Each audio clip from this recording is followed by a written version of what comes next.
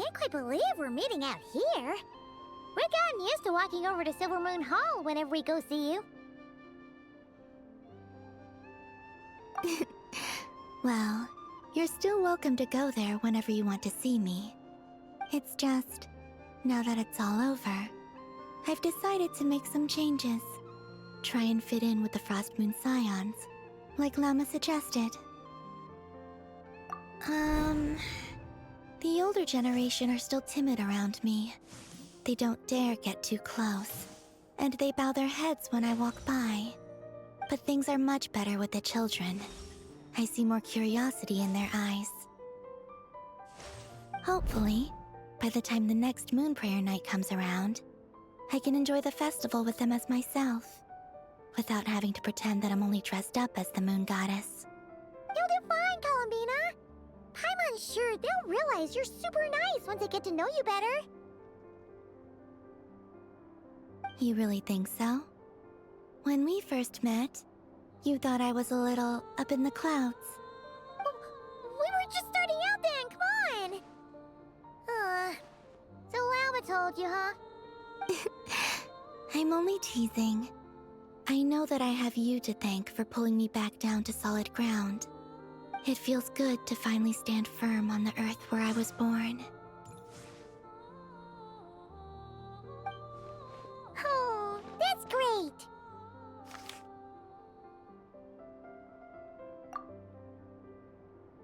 Thank you. I'll make sure not to lose it this time. Well then, are you ready? Lumine, what happened to our spaceship back then? Why did you leave? It's time to learn the truth at last. Ready as I'll ever be. Good. Then let me open the way for you.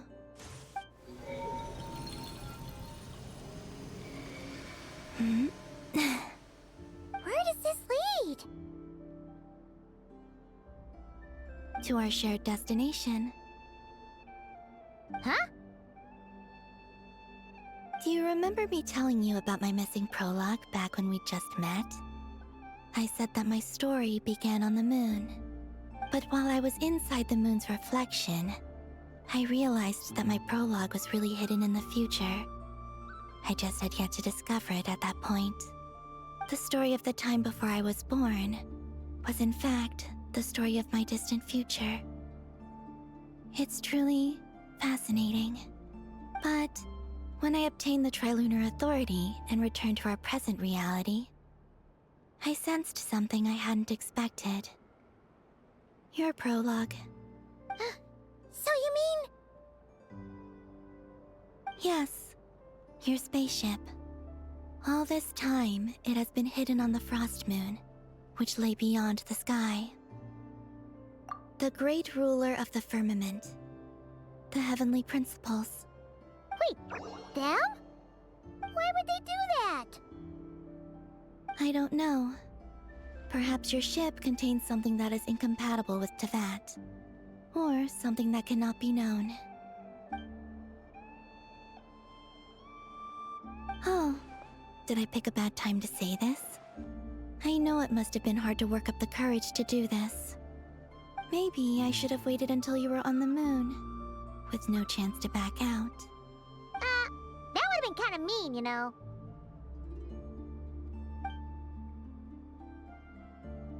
Take me there. Oh? Whatever is hiding in that ship, it belongs to me and Lumine. Those memories belong to us. No one else has the right to decide whether I should or shouldn't know about it. Not even the heavenly principles.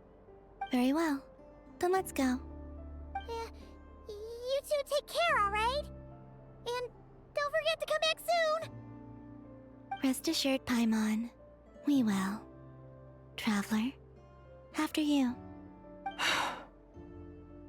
Thinking about the story that we'll find hidden on the moon?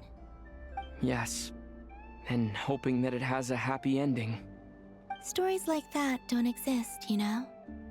You don't believe in happy endings? I don't believe in endings.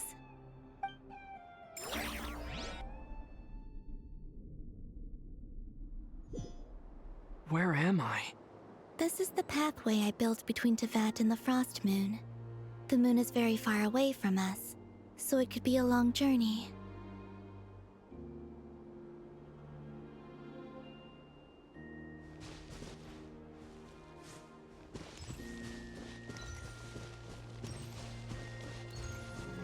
After I obtained the Trilunar Authority, I unwittingly saw past events from many of my friends' lives.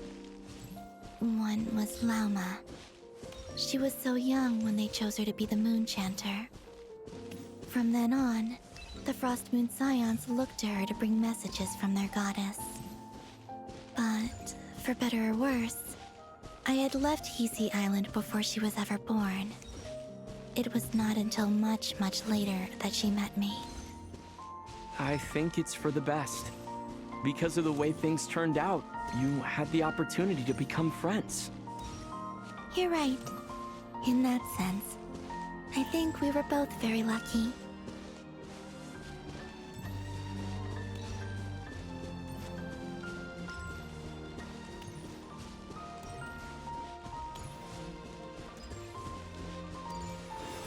Oh, and about that mage, Nicole. I only recently learned that she has lived in Tevat since the time of the Three Moon Sisters. The Moon Goddesses always had a good relationship with the angels. I suppose our friendship continues that tradition.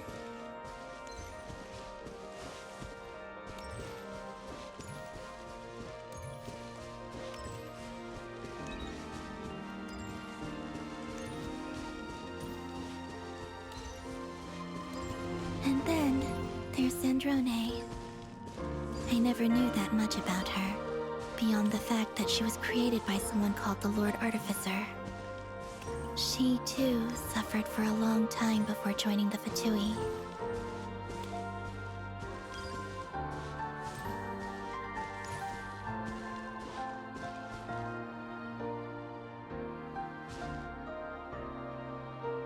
How I wish I could talk to her again, even if only to hear her say nasty things to me.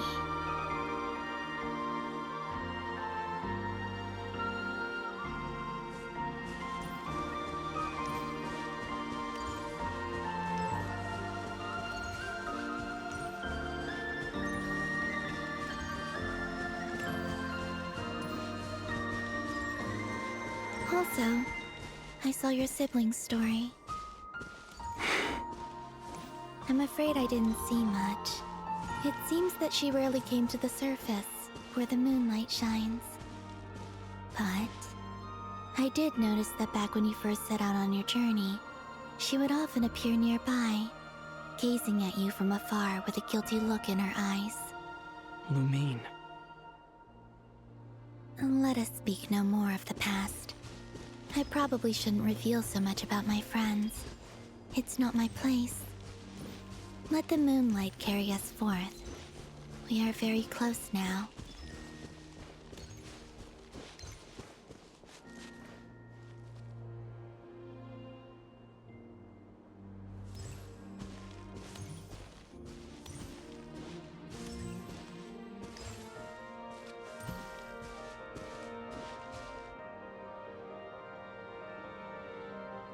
After this, I'd like to bring some Kuhenki to the moon as well.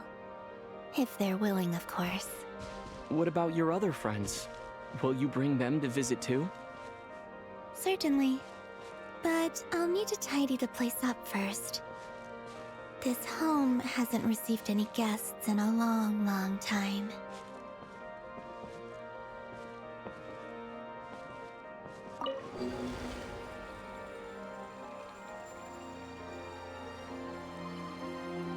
I remember writing something similar with you on Moon Prayer Night.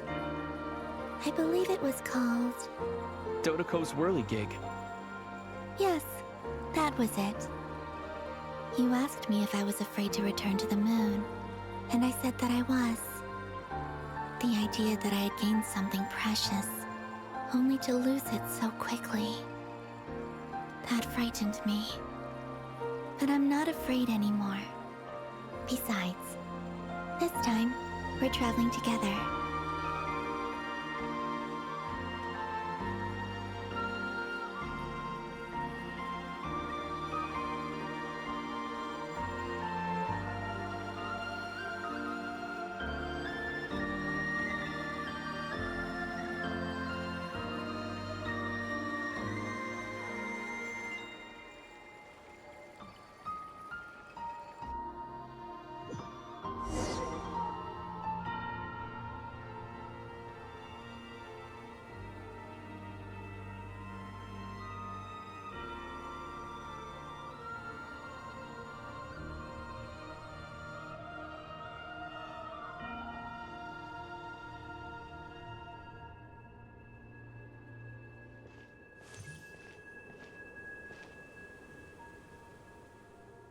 We're here.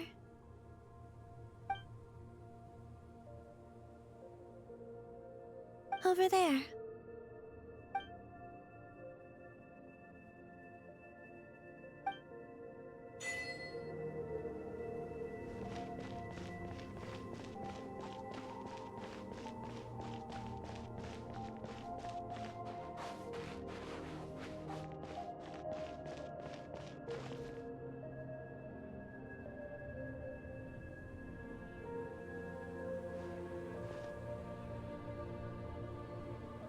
Our spaceship.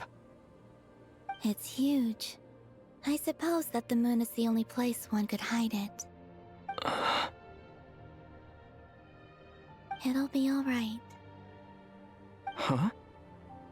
The way you feel in this moment, I went through it too, on Moon Prayer Night. The door was right in front of me, but I struggled to find the courage to step through. Solitude for me once meant living a life in which even I was absent. Before I met you, that was the only life I knew. But that night, solitude meant throwing away the life I had gained after meeting all of you. Columbina. Go. Retrieve the part of your life that was once lost. Trust me, you will lose nothing by doing so. Look, Teyvat is right there. All of our friends are down there, waiting for us. You're right. Thanks, Columbina.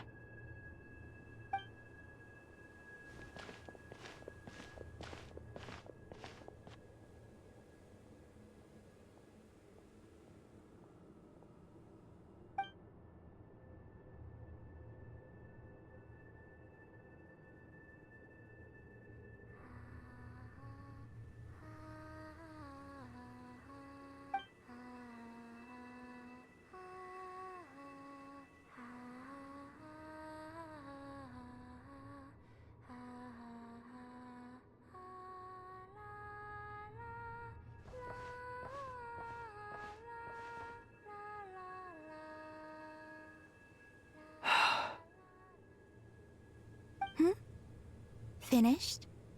Yeah. Why did you take your eye mask off? Well, since my return, I've decided to take more opportunities to see the world with my own eyes. Besides, I've always wondered how Teyvat looks from the moon. And what do you think? It's beautiful. I could spend a whole day here just gazing at it. What about you? What do you think of the truth you found? I haven't looked at another person's expression in a long time, but I think yours is saying it was neither good nor bad. Keep this up, and it won't be long before you give Nephra a run for her money. Oh, I don't think that's going to happen. I'm much more used to sensing what's going on around me with Kuvaki. I think I'll save my eyes for seeing special moments I really want to remember. I read the spaceship's flight logs. I always assumed that this was my first time in Teyvat. I thought that Lumine and I must have been hibernating in space for centuries on end. But the logs show that our spaceship flew over the skies of Teyvat once before. A long, long time ago. Flew over? So you didn't land? No, the ship barely came to a stop before flying on again. After that, it continued traveling through space for a long time. Some of the data is corrupted, but I suspect that it kept flying for thousands of years. It was only after that that the ship made a forced landing in Nodcry. When Lumine found me, she came from outside the ship. Could this mean that she left the ship long before I did? Maybe even during our first pass over Teyvat. Are you alright? Yes, I can feel that the truth is coming together, one small piece at a time. I remember Lumine telling me that when she first arrived in Conria, she could not recall the past. So this might be something that even she doesn't know. Here, I made some space for you. Your mind must be racing, and this seems like the perfect place to relax and clear your head. Oh, wait, there's one more thing. What is it? Wait here a moment.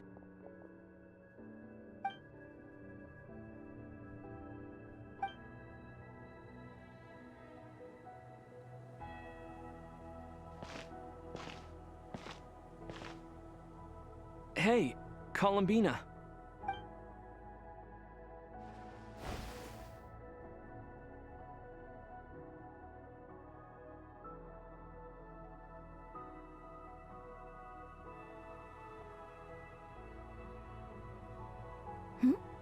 Is that a new outfit? An old one, technically. It's been in a cabinet inside the ship this whole time. It's a matching pair with Lumine's.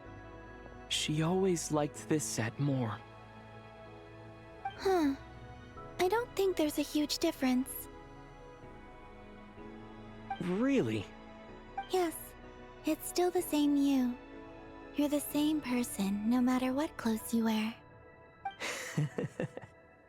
Only Columbina would make an observation like that. Traveler, do you consider Teyvat your home? Home is wherever Lumine is. But then after all the time I've spent here, and everything I've been through, yes, I'd say it's my home. Would you change your answer if Teyvat changed appearance? I mean, if the truth about Teyvat turned out to be different than what you thought. I don't know, but I don't think so. The truth is not what matters most to me about Teyvat. When I was first born, I longed for a home. And when you get something before you're mature enough to understand the world, you just take it at face value. I thought that a home was a transaction. You give me what I want, and I'll do the same for you. But you and your friends taught me what a true home should look like. You never asked for anything, yet you gave so generously to me. That's because your friendship matters to us. It was worth it. In the past, I thought that my birth in Nodcry must have been a mistake. But after journeying to the distant past where the story began, I realized that it was I who chose Nodcry to be my future home. Now, I am glad that I made that choice. I'm sure your friends are just as glad. In fact, I intend to make the same choice today as I did back then. What do you mean? Well, I've given the Eternal Moon's Marrow to Lauma, and the Iridescent Moon's Marrow to Arlecchino. And now, I shall return my Kuvagi to Nodcry again, that it may continue to protect my chosen home. Wait, but what about your body? Oh, are you worried that I'll disappear again? I won't. Not this time. The Frost Moon has now entered the false sky, and I am the Trilune Goddess. I am only returning to Nodcry the part of me that it needs. I am giving what I can, because my home is worth it. Oh, and I have something for you, too. For me? Yes. Come closer.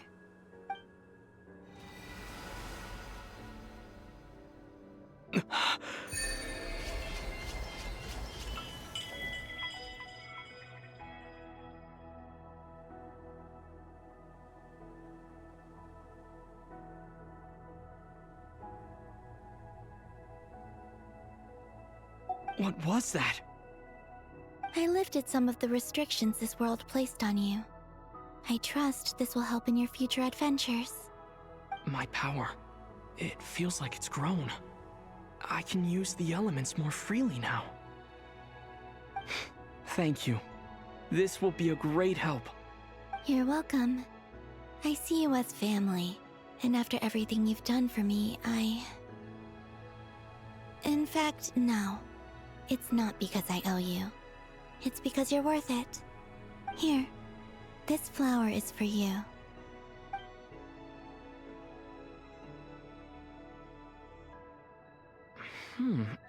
Isn't this a moon prayer blossom? Yes. Don't worry. You will never see these flowers lose their color again. I'm finally discovering the joy of giving. How I wish I'd learned this sooner. Hey, better late than never. What are you thinking about now? Why don't you take a guess? You get... one shot. I don't think I'll get it in one guess. But I'm sure it's a happy thought. That's kind of a sneaky answer. I can't say you got it wrong. Down into that, the moon seems so far away. I felt it might always lie beyond my reach. But on the moon, everything feels so close by. The haze that once enshrouded the skies has finally been dispersed. I feel like a traveler on a winter's night, starting a new chapter in my tale by the warmth of a bonfire. I don't have a lot of luggage, but I do have a lot of hope for the future. Well, what's next? Next? To start with, I want to stay here just a little longer. After that, let's return home and continue our journey.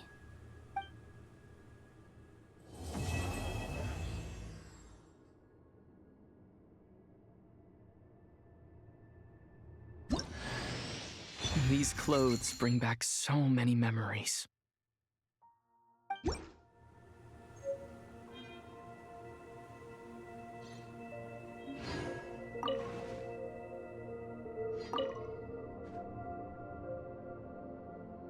The journey goes on, for you and for me. Like I said, this is not the end. I don't believe there has to be an ending. Oh, is that your next destination? Most people would probably tell you to pack some warm clothes. But I experience things differently than most people, so I can't know how cold it is. In fact, it is home to quite a wondrous heat source. I think they call it Kreshnik's torch. Every city in Snezhnaya is built around one of those. I sensed the energy it gave off as I was passing by on a railway train. It felt grand and distant. I also recommend the Korolievsky troupe in Snezhnograd. They give performances quite regularly, and entry was free for harbingers. I liked them a lot. Ice cold and sharp. Crystal clear in some ways, yet profoundly unfathomable in others. Like the thick layer of ice on top of a frozen lake. That's just the impression that Tsaritsa gives me. I was never able to glimpse what truly lies beneath that icy exterior. In fact, I don't think the people of Snezhnaya even know what kind of power their god wields. Maybe that's because the Tsaritsa herself has never acknowledged, nor accepted that power. There's Regrator, the Rooster, and the Jester. Between them, they control a lot of what happens in Snezhnaya, but I can never wrap my head around how exactly power is split between them. I just know they are each responsible for many specific domains. I noticed that the Rooster and Regrator often appear to get along on the surface, while working against each other in secret. And theirs is not a friendly rivalry. But I wasn't particularly interested, so I tended to keep my distance. Now that I think about it, the term Mistelton often seemed to come up in connection with Project Stuja. Once things settle down in Notcry, I'd like to explore the world beyond Snezhnaya. You've told me so many stories about the other places you've been to, and all the friends you've made there. I'm curious to visit those nations and see them for myself. It would also help me learn more about the journey that has made you into the person you are today. Okay. As you continue on your journey, don't forget to gaze up at the moon once in a while. It is, after all, no longer an illusion. It shall cast down its true moonlight, connecting us in truth.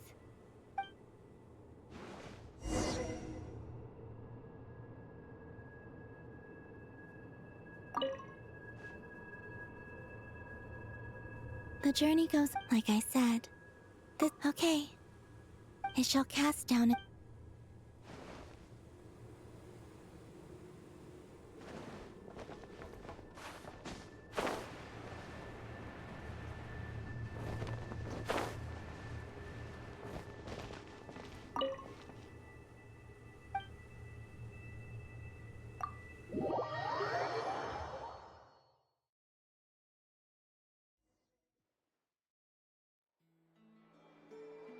To Jean, acting Grand Master of the Knights of Favonius. Ugh, this preamble is such a pain to write. It's probably high time we got rid of this acting business.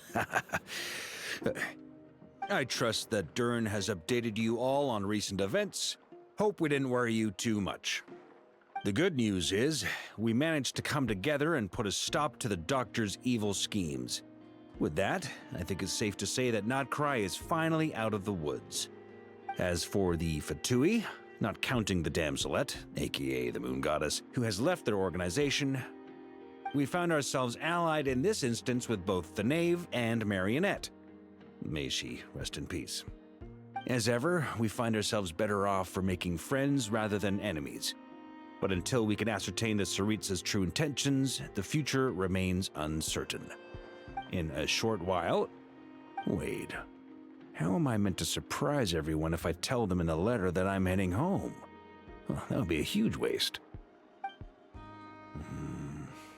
Okay, got it. I will begin sending the expeditionary team back home in waves. I'm sure they'll be able to answer any questions you still have. I hope they won't gloss over the details of my many heroic deeds. But if they do, I'm sure it'll be because they're just too exhausted from the long journey. I think of Mondstadt daily. Please give everyone my best regards. P.S. The honorary knight went above and beyond this time. Are there any other honors we can give him? I'll leave it with you. P.P.S. Please be extra nice to Klee for the foreseeable future. I cashed in on the last favor that the Hexen Circle owed us, so we need to earn some more goodwill. If there's any serious problems, feel free to stick me in solitary confinement when I get back. I'll do the time for her. Whew.